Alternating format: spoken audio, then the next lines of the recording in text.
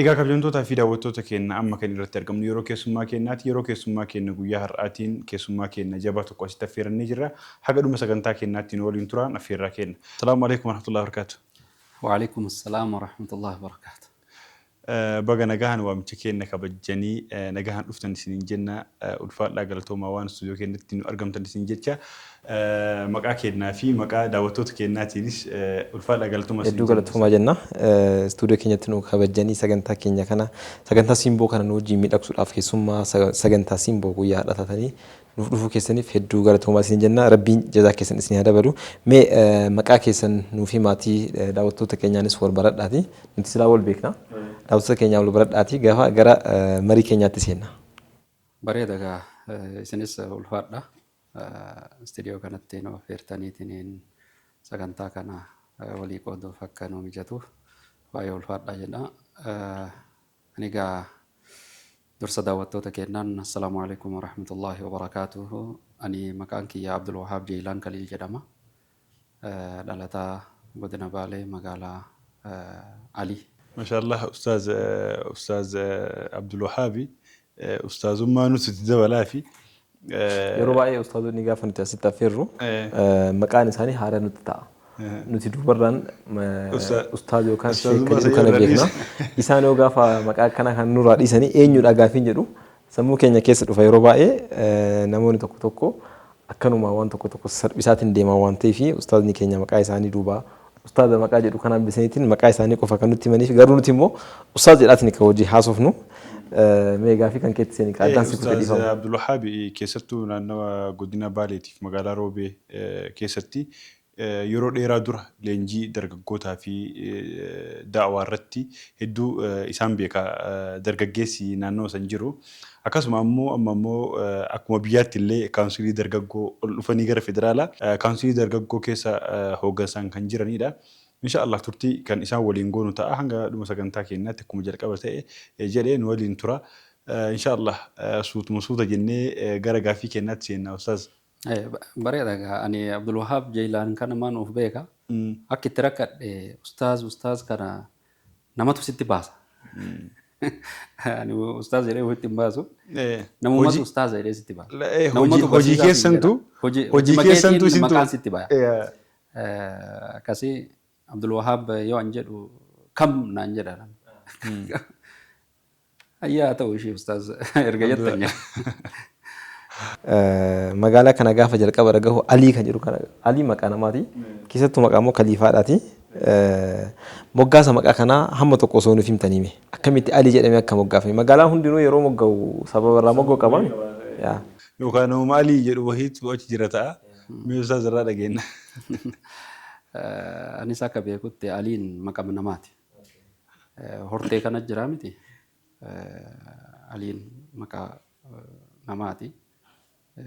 Gosatu jira akkasumatti beekama maqaa gosaati maqaa gosaa sanirraa magaalaan moggaate gosa achi qubate sanirraa achuma alii ta'e abbaan gosa sanii immoo yookaan alii ta'uu mala jechuudha. Yeroo baay'ee keessattuu maqaa musliimaa kun hin baratamnee fi sanumaaf Usaama Abubakar Usmaan illee Umar illee osoo jiraataniitti jenneetiin hawwina. Akkuma jalqaba irratti kaasee Ustaaz Abdul Wahab hojiin isaanii gama dargaggoo irratti xiyyeeffata. Dargaggoota leenjisuu, dargaggoota hoogganuu akkasumas barsiisaadhas yuunivarsiitii Madda Buutti barsiisaa manaajimentiiti. Jalqaba irratti hooggansaa yookaan immoo leenjisuu bira osoo hin gahin jalqaba namni hin leenji'a hin barataa achi booda barsiisa. Leenji'anii achi booda leenjisan. Mee leenjisuu isaanii bira osoo hin gahin leenji'uu isaanii waan san irratti yoo haasofne hoo sunuu leenjiidha waan ta'eef. Haalli barumsa keessanii maal fakkaata? Ani akkuma nama kamittuu yeroo duraa magaalaa Maalii kanatti barumsa ka jalqabee jedhe yeroo duraatiif baankii barsiisaadha. Jeelaan Kaliil beekamaadha naannoo sanitti. Kutaa tokkorraa jalqabee barumsa seene. Sana booda immoo kutaa lamarraa hanga kutaa afuriitti mana barumsa weeb agaarfatti baradhe. Boodarraa immoo kutaa shanirraa hanga saddeetii alitti deebi'ee ammas mana barumsa sadarkaa tokkoffaa alitti baradhe. Ergasii kutaa sagalaffaa gara agaarfaatti achi deebi'ee ammas Ergasii immoo kutaa kurnaffaa alitti deebi'ee. Ali Agarfaa Ali. Agarfaan biiroo jedhamtee beekamti dur. Aanaadha. Aanaadha. Biiroo jedhanii yeroo duriisa. Biiroo mootummaa kanatu achi. Kanaan biiroo jedhanii beekan dur. Ergas booda alii kanatti kutaa 10 xumuree preparatoriidha yeroo kennasan preparaatorii immoo Agarfatti deebi'ee ammas. Alumaaf Agarfaa jechuudha kan deemu. Magaalaa walitti dhiyoo jirtu wayiiti. Kiiloomeetira xiqqoodha. Agarfatti kutaa 12ffaa xumuree akkuma xumureen gara Yuunivarsiitii Maqalee deeme. Yuunivarsiitii Maqalee jooyin godhee bara 1999 achi seenee dipaartimentii maaneejmentii seenee seemisteera tokko xumurree seemisteera booda gara dipaartimentii haaraa maaneejmentii jalatti public development management kan jedhamu tokko bananii barattoota qabxii gaarii qaban keessaa fuudhaniit dipaartimentii isaan barataa 50 jooyin goone dhumarra isaan eebbifame jechuudha Maqaleerra. Public development management. Adeemsi barnootaa keessanillee Maqaleetti dhaabatanitti fakkaatu iyyuu achi booda hoome. Sana booda akkuma giraajuweet godheen ani fresh giraajuweetiin kun jira biree eebbifamee bahuun opshiniin hedduun jira hedduu silaa jooyin gootu jira yeroo sanitti ani garuu gaafii uummatarraa kan ka'e gara Agarfaa kanatti deebi'ee mana barumsaa Sheekh Abdul Wahab al-Islaamiyyaa jedhamu madrasaan islaamaa tokko jira. Akaadaamii fi isin hundeessitan moo? Ani hundeessine. Isin dura maqaa keessanii hundaa'ee jira.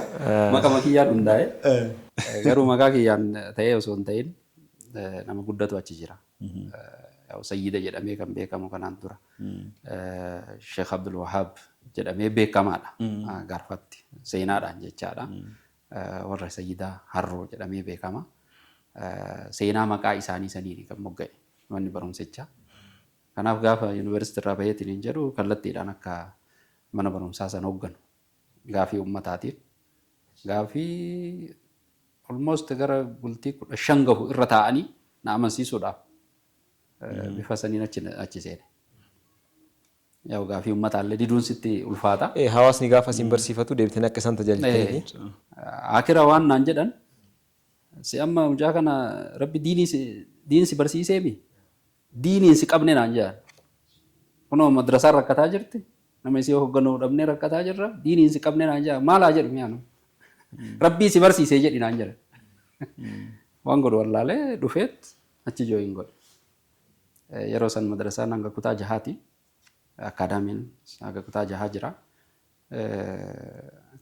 Keejirraa jala qabee jechaadha. Alhamdulillah ka yuunivarsiitii giraajuweet godhee dhufee istaafii 40 hoogganuu seene akkatti maan. Barumsumarraa gara hooggansaatti seentanii barumsa xumurtanii jechuudha. Achuma osoo hojii kana hojjedhu immoo maastarsii yuunivarsiitii Madda Walaabutti biizines adiministireeshiniidha. Reegulaariidhaan achumatti baradhee xumure. Yuunivarsiitii makaanitti ammoo akka barsiisaa turtan quba qaba. Barsiisummaadhaan yuunivarsiitii Madda Walaabuu kanatti. Achuma maastarsii fudhattanis. Maastarsii erga fudhadhee geesse. Maastarsii erga fudhadhee waggaa tokko mana barumsaa san tajaajile ammas.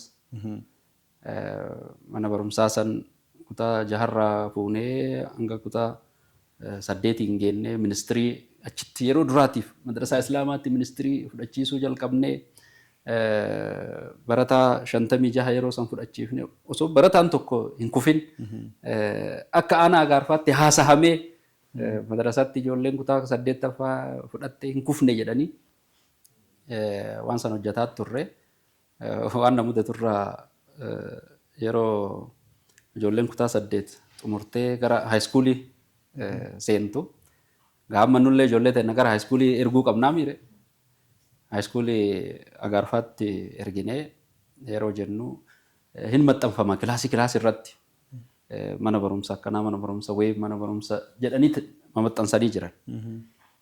Barataan mana barumsa wayii birraa dhufe achitti akka galmaa'uuf jecha liistii barataa fudhatuudhaaf lallaxafanii jiranii madrasaa Sheek Abdul Wahaab ka jedhu achirratti maxxanfamee jira. Yaadadha waan nama mudatu namni laalee dhufe madrasaalleen as seenuun hin ta'a warri madrasaallee as seenuun hin ta'a jedhaa turan laalanii jechaadha maqaa sana. Hubannaan nama keessa jiru madrasaan maal barsiifti ka jedhu san yeroo sanitti waan hubannaa gahaa hin qabneef namni akkas yaadaa ture garuu at the top osoo ministirii barataan tokkoon kufin waggaa 6 fudhachiise ani achitti. Waggaa 6 mana barumsaa sanii hoggansaan turtan jechuudha. Waggaa 7 ture. Waggaa 7. Waggaa 6 achitti fudhachiiseetiin hin jiru. Isaan seeni godha ministirii kutaa 6 irraa kutaa 8 tti guddatee waggaa 6 achitti barattoonni ministirii qormaatama hundee jechuudha. Yeroo amma keessa jiran ammoo san dura ammoo Ustaaz Abdul Wahaabi achumarraa leenjii dargaggootaaf gama affeerraa majlisaatiin haa ta'u gama jama'aa dargaggoota magaalarra jiraniin haa ta'u leenjii kennuu masjiida irratti sagantaa daawaa gurguddaa qopheessan irratti hirmaatu waan akkas akkasiisan achumarraa dhufna kaa amma isarraa eegalle aliirraa eegallee agaarfaa dheeyinee agaarfarraa amma roobeen jirra magaalarraa akkasitti ol leenjisaa hanga federaalaa dhufanii Ustaaz Abdul Wahaabi saniif jedhee bara. Yeroon ammaa yeroo federaalaati amma Ustaaz Abdul Wahaabi federaal keessa jiranii leenjii barsiisummaa malee leenjii addatti koorsii kennuu waan akkasii irratti ogummaa yeroo dheeraa qabdanii mee waan san irratti yaada nu kennaatiin. Bareeda gaa namni kamiyyuu jiruu tana keessa wayita dhufu dura hin barata. Barumsi kun immoo kan kilaasii seentee barattu qofaa miti. Waa hedduurraa waa baratta. Iddoo mana barumsaa yoo dhaqxuun baratta. Hiriyaarraa baratta. Mudannaa namaarraa baratta. Waa hedduurraa barataa deemta. Anis akka nama tokkotti akkuma reef isiniin jedhe ilma barsiisaati. Magaalaa Aliitti gadi dhaladhe. Kan baradhe agaarfatti. Iddoo biraa deemee hin beeku. Asuma akka Maqalee dhaqe. Gaafa ani Maqalee seenu Maqalee nagahu warri baay'ee rifate. Baay'ee rifate Maqalee Tigraay jedhanii baay'ee rifatanii jiran. Ani garuu keessa kiyyatti homaa natti hin dhaga'amu. Maaliif achi deemuun sun anaaf muuxannoodha barnoota jedheetiin waan yaadeef hin jaaladhe. Agarraatti illee wanni ani yaadadhu wayita nageessan yeroo nageessan gara Maqalee nageessan afaan Oromoo akka hin dubbanne naan jedhan warri maatiin afaan Oromoo akka haasofne. Abba waan naan jedhani yoo tasa afaan Oromoo haasayaa jiraattanii nama argite akkana nama argiteetiin minnoo mindinnoo jedhi naan jedhan. Oromoo jechuu akka Oromoo ta'uu akkas hin beeyne naan jedhaa turani. Maaliif Tigraay dhaqee inni jechaa kana hin sodaata. Haalli yeroo san waanuma duutu sitti fakkaata. Haalli yeroo sin jiru sodaachisaa waan tureefi.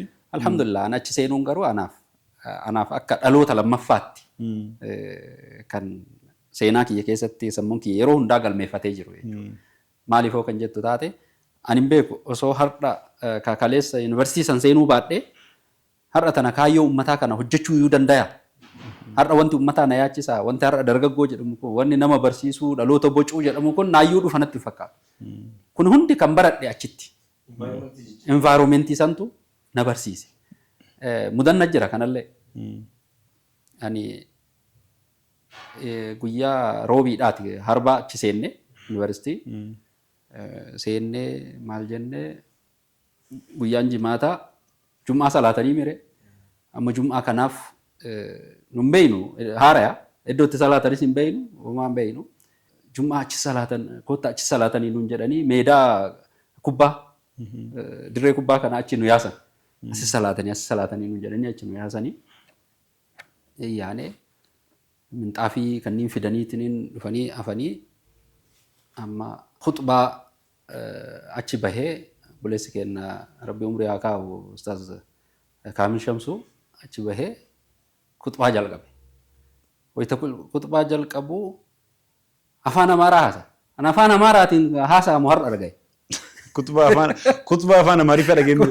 Ani afaan Amaariffaatiin khutbaa haasa'anii Qur'aana afaan Amaaraatiin hiikanii Hara dhaga'e. Afaan namaa itti isa haasa'uu dhaga'e. Jalqabe ka. Kiyya har'umarraa jalqabaara barnoonni. Kutubaan afaan Oromoo. Jedheetuma asuma waa callaa fuudheeti. Amaariffaan kutubaan hin ta'a. Amaariffa inni haasa'u kana katabu eegale. Inni mana daachoo haalleen jedha. Asirra akka taphadhaanii. Jecha tana hin beeku kaa. Kanaan dura hin beeku waan akkanaa hin beeku. Katabachuu eegale. Sumarratti.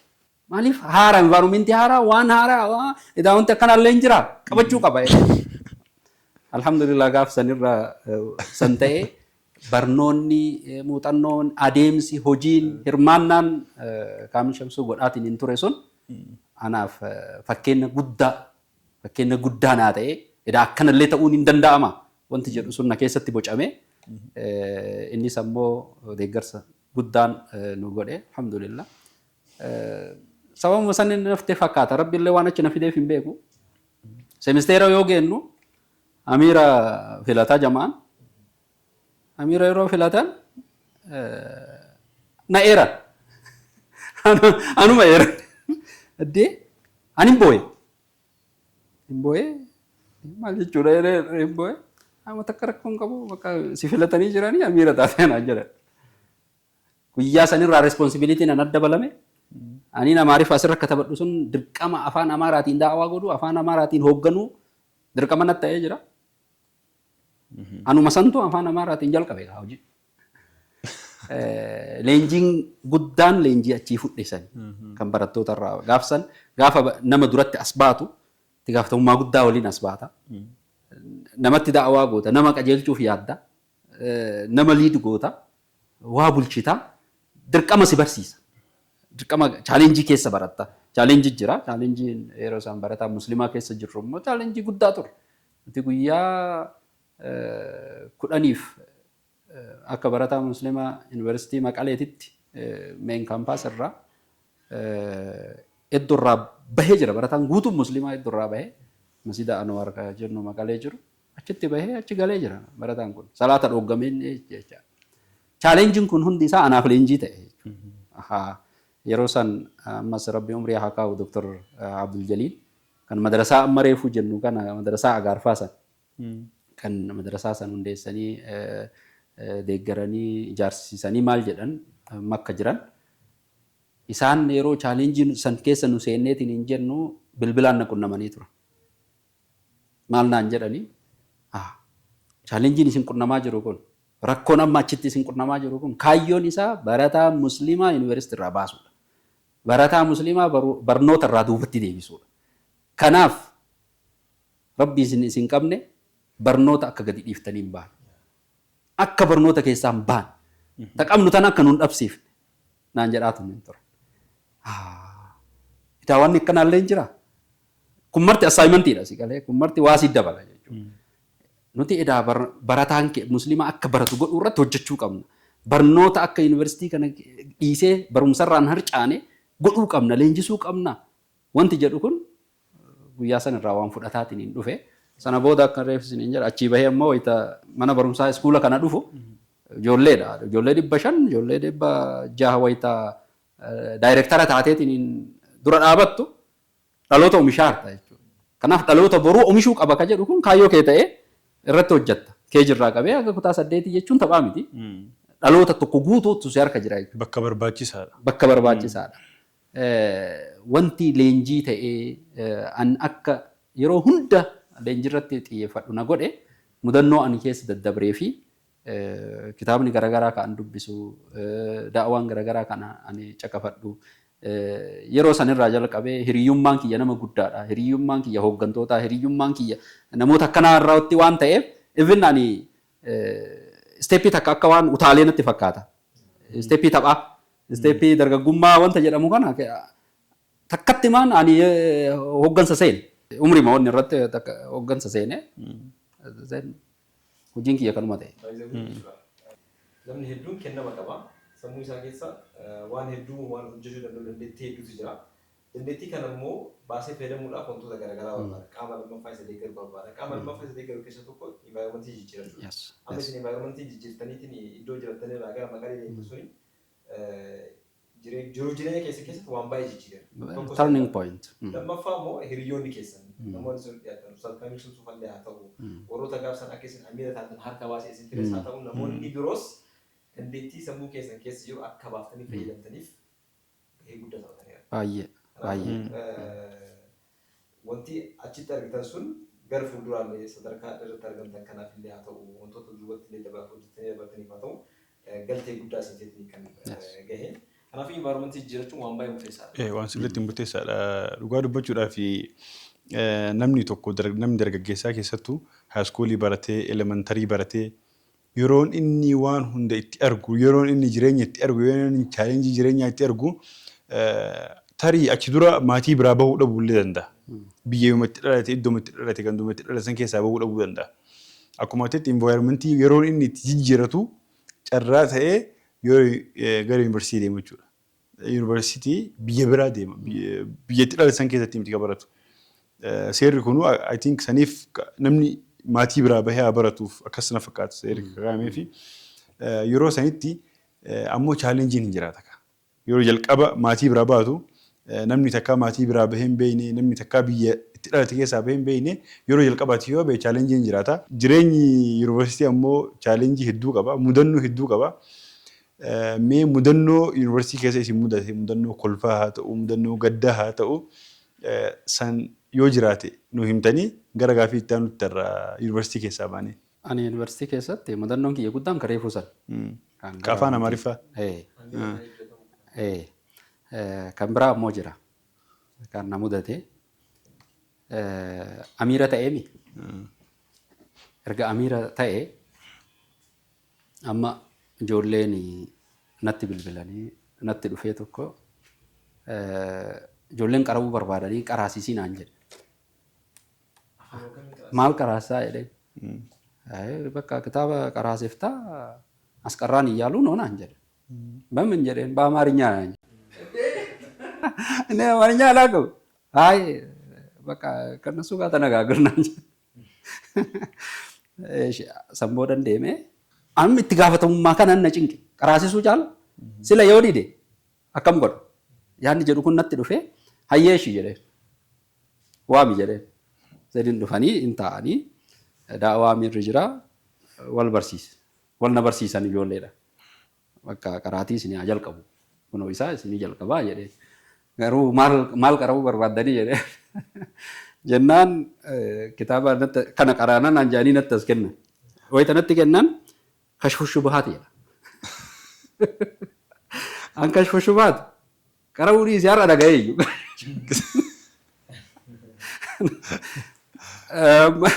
Akkam godhu kana qaraanaa naan jedhan akkana ilaalee haga inni wal barsiisu keessa akkana banee dubbise yoo hin dubbisu waan aqiidaa haasayaa okay bakka bareedan qaraanaa jedheen. Qaraanaayyee jedheeni sa'aatii godhannee beellamannee adda baane. An kitaabatti fudhee deemee qara'uutti seenee qaraasisuu jedhami. Xiyyaa qaraa gaaduun deemee na qaraasisaa jedheen. Qara'ee peejii laman qaraa hin dhufaa isaanii jalqaba. Qaraasisaanii deemeen qaraa isaan qaraasisa. Bifa kanaan rakkoo furuu fi wanti na mudataa ture baay'eedha. Kuni waan daganne keessaa ta'u. Kuni mudannoo addaati. Inshaallah amma Maqaleerraa deebina kaa. Mee Ustaaz turtii keessan gara Maqaleerraa gara yeroo ammaa jirutti dhufuu keenyaan dura isin amma yeroo ammaa kana kaawunsilii dargaggoota Itoophiyaa keessatti kan hojjetaa jirtanii wantiin akka riqichaatti isin tajaajillee gara kaawunsilii keessattuu immoo mana barumsaa hogganaa turtan. Mana barumsaa yookaan madrasaa Sheekh Abdul Wahaab hogganaa turtanii achi booda gara kaawunsilii dargaggoota Itoophiyaatti kan dhuftanii gara kaawunsilii dargaggoota Itoophiyaa dhufuudhaaf immoo wanti isin kakaasu tokko jira. Wanti immoo akka riqichaatti isin tajaajilu tokko jira. Mee akkamitti gara kaawunsilii dargaggoota dhufu? Yaada bareedaadha. Ani dura mana barumsa Sheekh Abdul Wahaab keessatti yeroo tajaajilu barattoota mana barumsaa keessa jiran qofa tajaajilaan turre.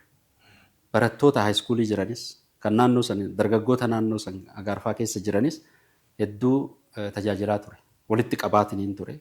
Keessattuu dhimma barnootaa kanarratti akka dargaggoon keenya kallattii qabatu godhuudhaaf baay'ee hojjetaa ture. Booda immoo iskooppii kana bal'isuu qaba yaada jedhuun fedhii makiyyaa gara yuunivarsiitiitti deemee yuunivarsiitii jooyin godhe. Maaliif gaafa yuunivarsiitii barsiisaa yuunivarsiitii taatu iskooppii kee bal'ifta. Barataa Itoophiyaa guutuuti kaati argattu. Barataa amantii hundaati ka argattu. Sababa hundaa argatta. Dhaloota kana immoo kallattii takkatti sheeppi gootee leenjisuudhaaf sii tola jechuudha. Bifa saniin yuunivarsiitii erga jooyin godhe immoo carraan kiyyan bal'ate. NGO adda addaatiin wal qunnamee leenjii garaagaraa kennuudhaaf carraan bal'aa argadhe. Achumatti ammoo barattoota barsiisu. Barsiisuu qofa osoo hin ta'in sheeppi godhuu, kallattii itti argisiisu, gaayid godhuu kana carraa bal'aa argadheetiin jira. Leenjii adda addaa yuunivarsiitii keessatti kennamu jira. Liinkii garaagaraatiin kennamu jira. Isa kanaan dargaggootti achi rakkoo dargaggoo sirriitti arguu eegale jechuudha. Maalirra akka dargaggoon jiru, maaltu akka isa rakkisaa jiru, maalirratti akka hojjechuu qabu identify godhuudhaaf na gargaare. Booda ammoo yuunivarsiitii qofa keessa osoo hin ta'in yuunivarsiitiin alas bahuu carraa argadhe. Haayiskuulii garaagaraa keessa manneen barnoota adda addaa keessatti bakki dargaggoon jiru mana barumsaa keessa waan ta'eef manneen barnoota adda addaatiin liinki godhu. Manneen barnoota hedduun na waamaa na affeera. Anis ammoo kaka'umsuma kiyyaan ofii kiyyaan dhaqaa. Barattootaaf leenjii gaggabaabaa hin kenna. Kana keessatti hedduu dhimma dargaggootiif akka dirqamu na godhee jira jechuudha. Kanaaf yeroo hedduu ani waan dargaggoo haasa'aa, waan ijoollee haasa'aa, waan nama dhaloota duubaa ol dhufuu kana haasa'aa. Bakki ani itti argamus bakkuma akkasiiti. Inni kun ammoo hedduu na affeere jechuudha akka ani kallattii wanti argadhu. San qofa osoo hin ta'in NGO adda addaa wajjin wayita leenjii kennutti carraa tokko ammoo argadheetiin hin ture. Carraa role of religion in peace building jedhu. Peace building irratti nageenya ijaaruu irratti projektiin tokko kan Ethiopian Muslim Relief and Development Association jedhamu naannoo Baalee kanatti keessattuu yeroo nageenyi bobbooraheetiin hin jedhe sanitti projektiin kun naannoo san dhufeetiin hin ture. Projektii kana keessatti leenjisaa duraa ta'ee ture.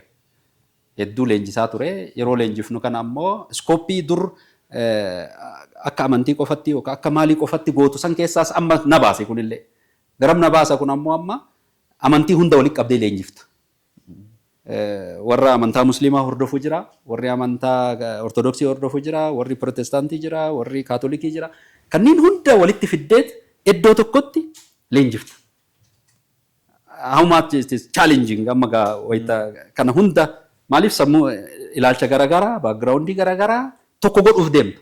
Adeemsa tokko akka qabaataniif, ejjennoo tokko akka qabaataniif, yaada tokko qabaatanii nageenya biyyaatiif misooma biyyaa irratti akka hojjetan immoo itti seenta jechuudha. Isa kanaan immoo hedduu naannoo sanitti almost gara waggaa 2 leenjiirra ture. Karaa dhaabbata kanaatiin jechaadha. Keessa deemee hundatti keessattuu magaalaa Gobbaa, Roobee, Gaasaraa, Agaarfaa, Sinaana hedduu kanneen hedduu hojjenne. Muuxannoo achi hojjenne saniin ammoo muuxannoo kana akka babal'ifnuuf gara Dodolaatti, Shaashamanne irratti hedduu leenjii kana babal'isaa turre.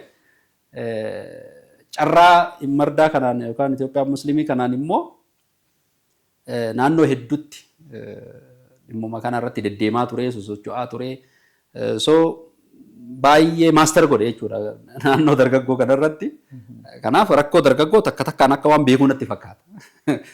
Waan rakkoo dargaggoo keessa jiru baay'ee waan beekuu natti fakkaata. Billiitii isaatiin akkanatti jechuudha. So kaayyoon kiyyaa akka isuma ta'uu wanni na godhe illee isa kana osuma akkanatti jirru ammoo kaawunsiliin dargaggoota musliimaa ammoo hin hundeeffame. Gaafsanis ammoo ani asiin mana marii musliimoota godina Baaleettis barreessaa boordii ture.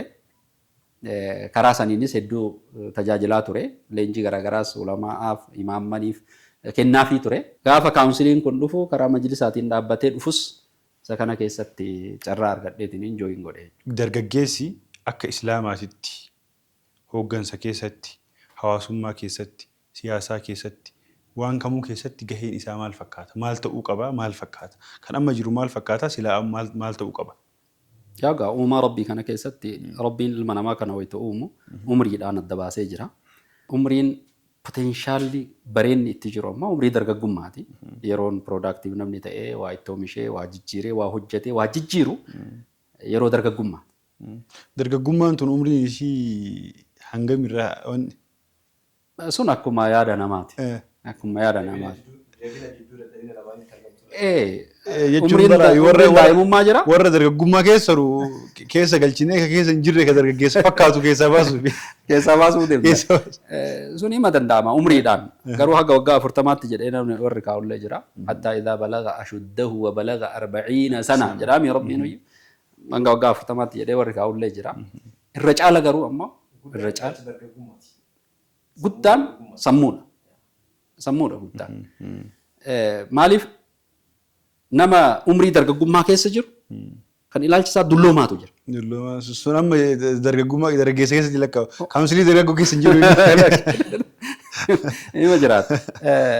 Umriin fakkeenyaaf nama umrii 60 kan umrii 70 kan ilaalchi isaa adeemsi isaa hojiin isaa sochiin isaa dargaggeessaatu jira. Yoo dargaggummaa wanni ilaalte jechaadha. Sun waan akkasuma laalamu rakkoo. Dargaggummaa sammuuti. Namni ganaa osoo umrii dargaggummaa keessa seenii ilaalchi isaa dargaggummaa. Umrii isaan guddoomee ilaalchi isaa ammas dargaggoodha. Kan barbaadu immoo namoota akkana kenna. Akkana. Umriin kun umrii itti gaafatamummaati. Itti gaafatamummaati. Itti gaafatamummaa waa hundaattu umrii kanattis itti kennamee jira. Dargaggeessi waa hunda keessatti gaheen ka isaati. Maaliif? Humna waan qabuuf jecha. Humna waan qabuuf namni humna hin qabne gahee wahii bahuu hin danda'u bara. Kan humna qabu dargaggeessa waan ta'eef dargaggeessi kun ammoo dinagdee irratti, dinagdee guddisuu irratti, dinagdee kana hojjetee maal jedhee waa jechuu irratti gaheen isaa guddaadha. Hawaasummaa ijaaruu irratti dargaggeessi waan guddaadha. Fuudharraa jala qabiiti. Tajaajila adda addaa kan hawaasa keessatti hojjetamu kan olii gadi godheen dargaggeessa. Waan tokko baatee asii fuudhee achi fiduu hin danda'u bara namni bira. Garuu dargaggeessi hawaasummaa ijaaruu irratti, tolchee nageenya ijaaruu irratti yoo waa qosh jedhe bar kan dursa utaaleetiin dura dhaabatuu danda'u dargaggeessa. So isatu si ijaara. Nageenyas isaan ijaarta. Kan baradhu boru biyya bulchitaa boru immoo akkana taataa jettuun illee isuma. Maatii kana maatiin bara amma abdii ijoolleeti barka jiruu tana oofaa jiru amma.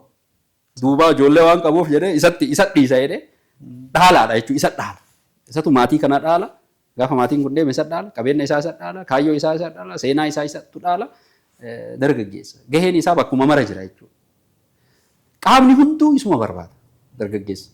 Warri siyaasaas isuma barbaada, warri dinagdees isuma barbaada, warri fasaadaa, warri munkaraa, warri rakkoos isuma barbaada, warri waa tolchuu barbaadullee isuma barbaada, ka waa diiguu barbaadullee dargaggeessuma barbaada. Amma yoo dhuftee ilaalte kaaffeen maaliin kunniin kabanamuuf eenyumaaf? Isuma bar bilicilici godhanii maal babbareechisanii dargaggeessumaas waamuuf. Mana DSTVdha, mana biraas eenyu waamata. Dargaggeessumaaf banaa bana. So wanni banamu hundi dargaggeessumaaf bana. Gahee isa qaba jedheeti as. Sila har'a dirreen kubbaa kun osoo dargaggeessi hin jiraatin daawwataan kun marti hin jiru bara. Isaaf jedheeti. So gaheen isaa taphaa miti. Gaheen isaa waa hunda keessatti guddaadha. Humna qabu kana as deebisee gahee sirriititti gahee sirrii irratti humna isaa oolchuun immoo waan isaa ta'a jechuudha. Warri sila toltuu dalagullee warri sila badduu dalagullee dargaggeessa fayyadameeti jechuudha. Humna dargaggeessaa fayyadameeti. Ittuma aansuudhaan achuma wanni nakaasan ammoo dargaggeessi amma jiru hoo maal fakkaata? Waan kana hawaasummaa keessattuu gama islaamaatiin maal fakkaata dargaggeessi amma jiru? Keessattuu akka reefnu kaastanii rakkoo dargaggeessaa waan muuxannoo hedduu qabdanii fi sirriitti beeytanii maal fakkaata dargaggeessi leenjisaa turtanii fi jijjiiramni keessattuu gara islaamaatiin maal fakkaata dargaggeessa irratti? Gaafa gara islaamummaatti as dhufte islaamummaan dargaggeessa bakka guddaa kenne. Bakka guddaa kennuu qofa osoo hin ta'in dargaggeessa kanaaf fakkeenya gaariis moodeela ta'uu danda'ullee dhiyeessee fi umrii kana yeroo kana akka inni itti fayyadamuu qabu yoo itti hin fayyadamin akka irraa seenahullee itti himee lafa kaa'e islaamummaa. Garuu qabatamaa jirutti yoo ilaaltu kaleessumarraa as kaaftee Rasuullallahu alaihi wasallam nasaranii ashabaab jedha. Dargaggootatu na tumseedha. Namni dursa da'waa isaanii kana fudhatee qeebalee diriirsee facaaseetiin hin jedhe dargaggeessa. Zeen yeroo rakkoon itti dhuftellee namni waliin dhaabate dargaggoota. Isaanis ka itti dhiisaniitiin hin deeman dargaggootumatti dhiisaniitiin hin deeman. Dargaggoota kanatu dhaala jechaadha. Qabatama laaltutti hardhan tanarratti dargaggeessi rakkoon isaa maaliin rakkoo maalii harkaa qaba yoo jette immoo rakkoo baay'eetu harkaa isa qaba. Awwalan rakkoo barnootaatu isa harkaa qaba. Rakkoon barnootaa rakkoon hubannaa cimatu dargaggeenya keessa jira. Tokkoffaa diinaa islaamaa barachuu irratti barnoota baratu irratti nama har'a waa baratetu waa barsiisa nama har'a waa qabutu boru waa kennaame. So umrii silaa itti qophaa'u kana keessatti qophii gahaa dhabuu ogummaa isa barbaachisu baratee harkaa qabaachuu dhabuu irratti rakkoo hamatu har'a harkaa nu qaba jechuudha. Dargaggoon keenya hedduu yoo argitu fasaanni amma bal'ataa jira. Fasaanni kun sababa maaliitiif bal'ataa sitti fakkaata? Hubannaan yoo xiqqaate, hubannaan namni qabu, barumsi namni qabu yoo xiqqaataa kan deemu taate namni jahlii bal'ata jechuudha. Wallaala bal'ata. Namni waan beeyne jechuudha. Namni waan beeyne kun ammoo homa fedhe dalaga. Wallaalaan homa fedhe dalaga. Kanaaf shayxaannis, nafsiyyaanis, environmentiin jirus nama waan beeyne kana qabateetu matarataan jechuudha. Ilmiidha kan nama eegu. Beekumsaan nama eega. Tarbiyaantu nama eega. Iddoon tarbiyaan itti godhamullee hin jiru. Dargaggeessi keenya tarbiyaa bakki itti leenji'ee tarbiyaa fudhatee islaamummaa kana baratee maal jedhu kunniin dadhabamurraa kan ka'e daawwaan jirullee taargeettiin isan godhatu isa as harkisu osoo hin ta'in achi isa dhiibu haasofni yoo argite manaa isa lolan dargaggeessa kan manaa hin lolanii abbaan haati hin lolan waan negatiivii irraa arguun barbaadanii irraa arguu miti akkanumatti ilaalanii ati mucaa jazbitee mi jedhanii ati abboon ta'an hin lolan. Mana kanatti waan gaariin argatu. Yoo gadi bahe ammoo bakki isa kana simatee isa leenjisee kallattii wayiitiif isa qopheessu ammoo hin jiru. Hedduu kana dhama'a. Warroota faallaa islaam. Wanni alatti isa sheppu godhu waan biraati. Waan islaamummaan ala isa baasu. Ilaalcha islaamummaan ala jiru. Ilaalchota garaagaraa keessattuu amma yeroo amma keessa jirru kana keessatti ilaalchota garaagaraa ilaalchotti amma globalizationin kun ammoo harkisee fidee teknooloojiin bal'ate kun ammoo harkisee fidee ilaalcha dargaggoo maal godhaatiin hin jira gara biritti isa deebisaatiin hin jira. Inumayyuu hanga maal ta'u takka hanga ilaalcha islaamummaa wallaalee islaamummaan ala ilaalchota biraa fudhatee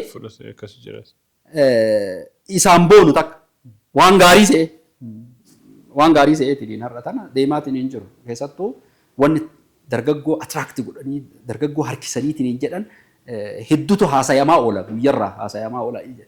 Haasofni kunniin immoo haasuuf hedduu islaamummaadhaan wal dhabu. Aqiidaa islaamaatiin hanga wal dhabu aqiidarraa isa baasu takka kanniin caqasaa oolaa kana daawwataa oolaa. Kan inni ittiin moodeela godhatee deemaatiin hin jirullee wantoota akkanaa kanarraa ka'e dargaggoon keenya amma miidhamaa jira. Qabxii kaasan qabxii baay'ee nama yaachisudha. Keessattuu dargaggoonni waan lolamanii bahanii maatiin lola waan negatiivii irratti arguun barbaadu. Ala bahe immoo wanti isaa simatan immoo daawwaa islaamaati miti. Teknooloojii amma dhufee kanneen warroota amantii islaamaa ala jiran kanneentu dargaggoota kanneen yeroo boojii argina. Kanaafuu rakkoon dargaggootaa hedduu baay'eedha. Isinillee akka duratti nutti himtan waa'ee dargaggootaa rakkoo dargaggoonni qaban waan dargaggoodhaan wal qabatee tokko lamaan experience qabdan irraa kaasitiin akka hubattanii akka nutti himtanii mee immoo amma kaawunsiliin dargaggoota Itoophiyaadha erga hundeeffamee waggaa tokko ol darbee jira. Yeroo kana immoo hojiilee garaagaraa hojjechuudhaaf biyya Itoophiyaa kana keessatti iddoo garaagaraa socho'aa jira. Gara fuulduraa rakkoo isin amma nuyi himtan kana wal qabateetiin kana sirreessuudhaan wal qabatee kaawunsiliin dargaggoota Islaam Itoophiyaa dargaggoota akkamiin oomishuu barbaada gara fuulduraatti. Kaawunsiliin inni duraa dargaggoo imaana qabu oomishuu barbaada. Maaliif hojiin duraa ilma namaa rabbii wal barsiisuudha. Hojiin dursa ati hojjettu. Namni kun uumamaadha rabbitu isa uume. Rabbi ammoo waan isa uumeef qofa. Kaayyoo Rabbi isa uumeef sanirraa akka hin baane nama kaayyoo san isa barsiifta. Kaayyoon duraa imaana isaa tolchuudha. Keessa isaa tolchuudha. Ilaalcha isaa tolchuudha. Mu'mina barbaada. Dargaggoo mu'mina ta'e. Kan Rabbitti amanu, kan Rabbiin sodaatu, kan Rabbiin eeggatu, kan yeroo hunda Rabbi wajjin jiraatu. Isa santu success ta'a jennee waan yaadnuuf jechaadha. Dursa imaana isaa hin tolchita, ilaalcha isaa hin tolchita. Sana booda ammoo dargaggoo kana kaayyoo inni uumameef, kaayyoo isarraa barbaadamu, waan inni jiraachuufii qabu, seenaa inni galmeessuu qabu itti mul'ifta. Kun isa kakaasuudhaan, isa dammaqsuudhaan dargaggoon hedduu mugee, rafee, islaamummaan ala bahee, gariin maasiyaa keessa seenee, diinaa barachuu didee, irraa fagaatee, masjida irraa fagaatee, madrasaa irraa fagaatee, ulamaa irraa fagaatee argita. Inni kanarraa fagaate ammoo bakka biraatti isa argaa jirta. Waan biraatu isaan deemaatiin hin jira argita. Isa kana baraaruu qabda jechuudha. Lubbuu isaa tana akkuma Rabbiin ibiddarraa baraaraa jedhu san ibiddarraa baraaruu ni qabda. Haraamarraa, munkararraa, ilaalcha fokkataa irraa isa baraaruu qabda. Dargaggoo kana baraartee as deebistee meeshaa isaan malu itti kennuu qabda. Dargaggoo innahum fityatun aamanuu birabbihim wazidnaahum hudaa Rabbi jedhu san dargaggoo akkasii uumuu qabda jechuudha. Dargaggoo Rabbitti amante san kan qajeellumarra jirtu, kan karaa jallinaa irraa as deebite, kan ilaalcha sirrii qabdu, kan ejjennoo qabdu, kan kaayyoo qabdu. Dargaggoo immoo har'a waan jiraattuuf beeytee kaayyoo saniif jiraattu. Kan of bira dabartee immoo qaama biraatii tola ooluu dandeettu. Moodeela taatee qaama biraa, dargaggoo biraa, dhaloota biraa ka duubaa ol as dhufu kana fakkeenya taatee daandii itti mul'isuu dandeettu san uumuu qabna jechuudha. Isa uumuudhaaf ammoo maal goota? Dargaggoo kana barsiisuu ni qabda har'a. Baratuu qaba. Hin barsiiftaa, barnoota sirrii barsiiftaa, aqiidaa islaamaa isa barsiiftaa, seenaa islaamaa qajeelatti isa barsiiftaa, sharciin islaamaa maal akka jedhu isa barsiiftaa, kaayyoon islaamaa maal akka ta'e ammoo isa barsiifta. Akkamitti islaamummaan kun har'a tana nama jiraachisee boru nama waliin nama biraa wajjin ammoo isa jiraachisuu danda'a ka jedhu isa barsiisuudhaa qaba. Maaliif dargaggoon kun hirmaannaa hundaa godhuu qaba. Hirmaachuudhaaf waa isa barbaachisa. Hawaasummaa keessa hirmaachuudhaaf waa isa barbaachisa. Akkanaanii miti. Fuudhaa heerumni isaa toluu qaba.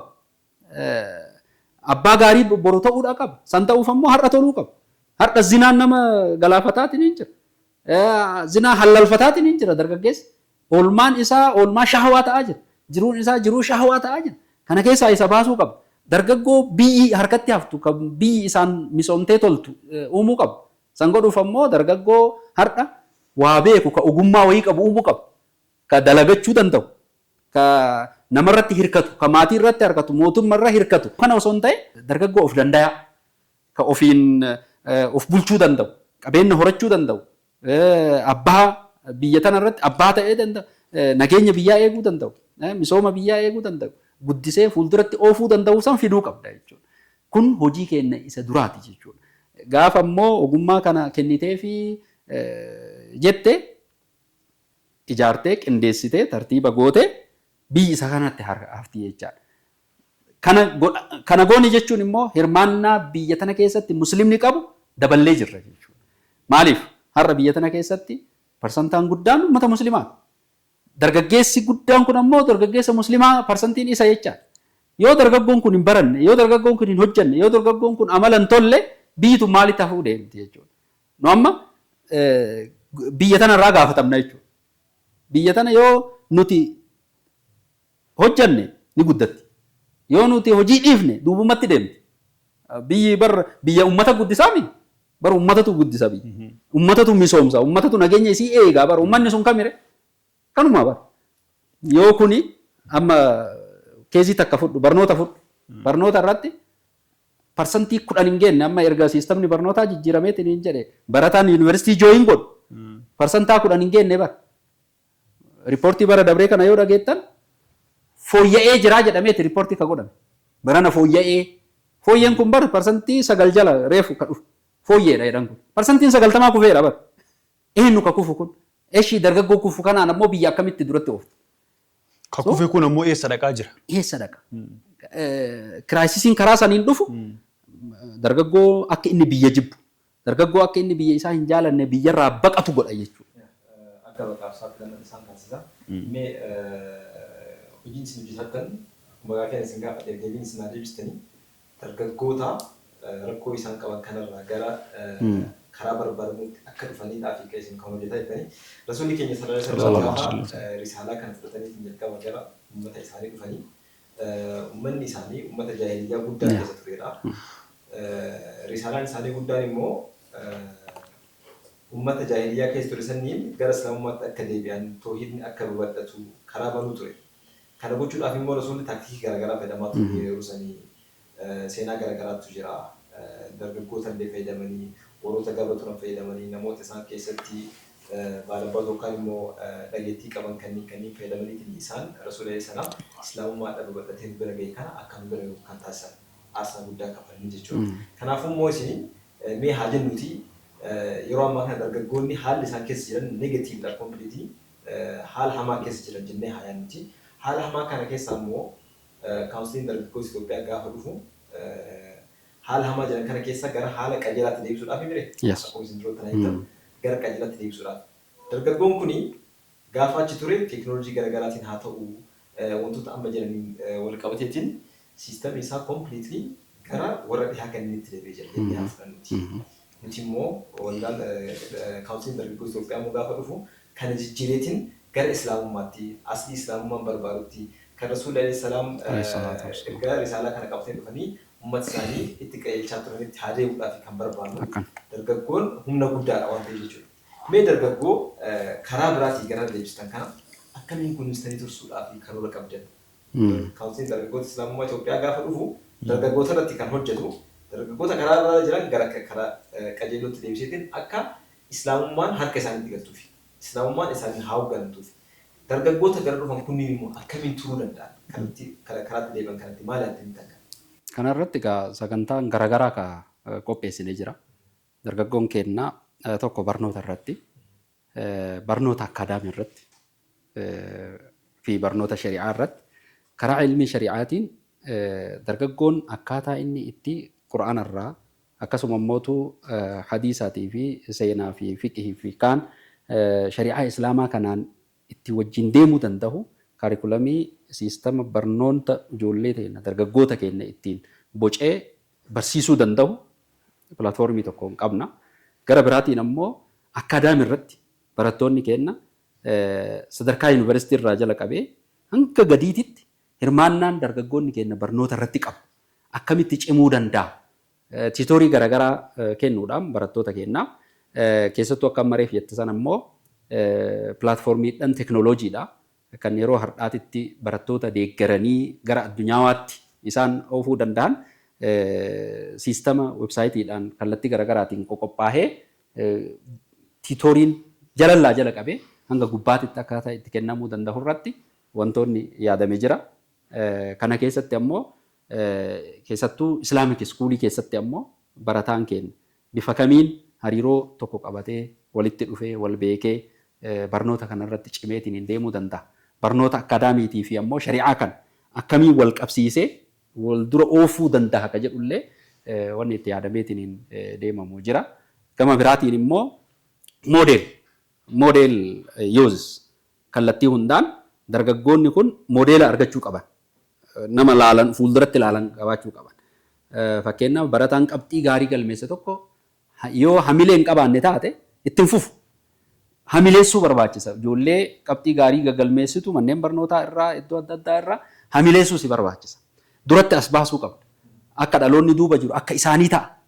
Nummaa yeroo barannu bara wayita kutaa 9 barattu ka 10 ilaalta ka kutaa 12ffaa qormaata fudhate akkas ta'e jedhan ka badhaafamu san laaltaami akka isaa ta'a jettee mooraaliin sii dhufa motiveet ta'aa deema. Bifa saniin akka reef jennu hedduu barattoota keenya maatiin hamileessu baay'ee hin jiru. Tokkoffaa bahee warqii fudhatee maalii fudhatee abbaan hajaa hin qabu. Maatiin hin beeku baay'ee jechaadha.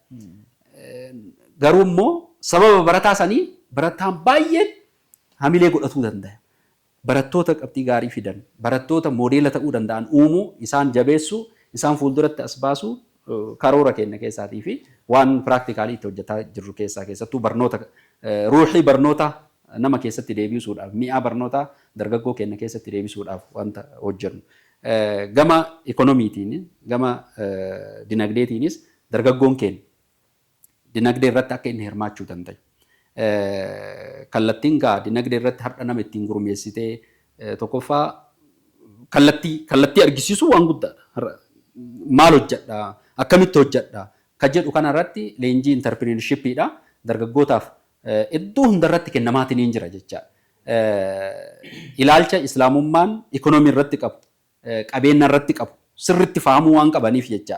Maaliif misconceptioniin garaagaraa dargaggoo kennarra waan jiruuf isa sana irraa kallattii sirriitti fiddee dinagdee keessatti hojii irratti dargaggoon akka hojjechuu danda'u baasuu irratti sunis pilaatfoormiidhaan qopheessinee kan dalagaa jirru jira. Gama biraatiin daa'ii dargaggoo uumuun hin jiraatu. Har'a tana namuma dur daawwaa godhu, namuma dur qaraasisu, namootuma dur malee dargaggoon kun islaamummaa irratti naman argu fuuldura isaatti dargaggoon argu. Kanaaf iddoo hundarratti dargaggoo oomishuudhaaf kan isa fakkaatu daa'ii qacalee ijoollee lafaa ol dhuftu tan oomishuu irratti daa'ii oomishuu irratti aalima oomishuu irratti dorgommii adda addaa keessatti dorgommii qura'aanaatiin har'aan tana akka Itoophiyaatti ijoolleen qacaleen babbareen sadarkaa addunyaatti deemtee dorgomtee deebi'aa jirti. Moodeela babbareedhaa.